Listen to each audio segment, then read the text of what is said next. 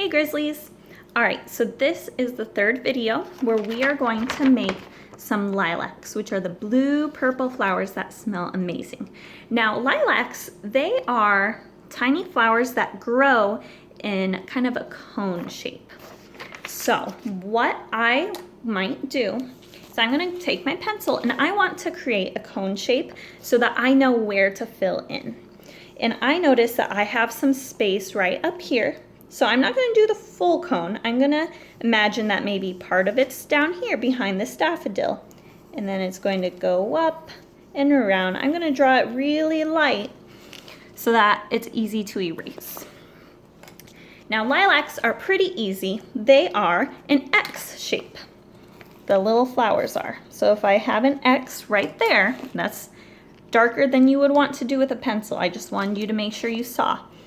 I'm going to do leaves or petals around each of the X's lines and then a dot in the middle. So I'm just going to 1, 2, 3, 4 fill this whole area up with these tiny petals. And if they go a little bit out of your cone shape, well, that's all right.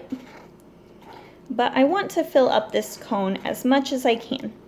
Now, sometimes, and especially kind of near the top of your lilacs, you might have some buds that haven't opened up yet. We're going to make these kind of like the tulip, if you watched the last video, but I'm going to make it teeny tiny. Tiny U shape.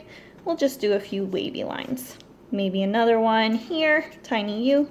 And they don't have to be going straight up and down. Maybe I'll do it to the side a little bit. And this is a big gap, so I need to fill it in.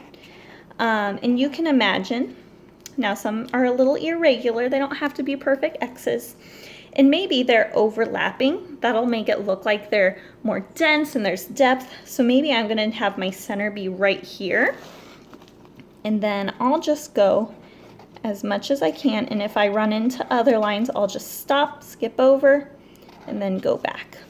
All right, maybe I have a little room there. Whoops, I only did 3 petals there. It's gonna be a unique one. Maybe a bird tore it off or got blown off in the wind. Maybe I'll do a little bloom. Okay, then the last step with these is you want to add just the tiny stems.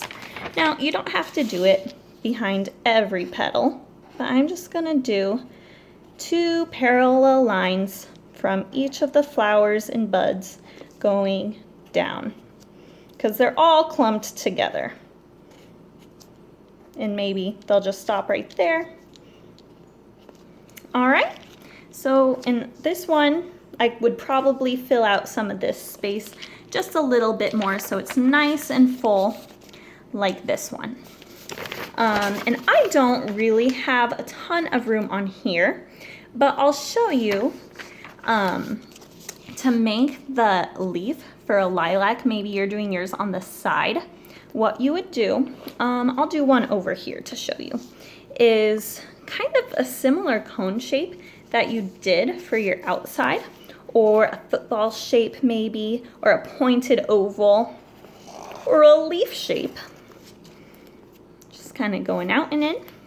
They're kind of easier with a line in the middle and some veins on the side. So just to review, the daffodil had the really skinny long leaf, the tulip had the really thick folded leaf, and then lilacs kind of have one that you might imagine a tree would have, just a more simple one with veins on it.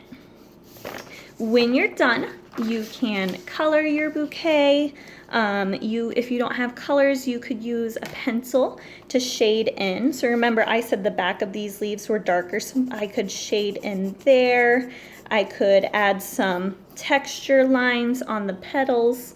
Completely up to you. You could cut it out, glue it on some construction paper, whatever you would like. So I hope you enjoy, get creative, and have some fun with this. Thanks, guys.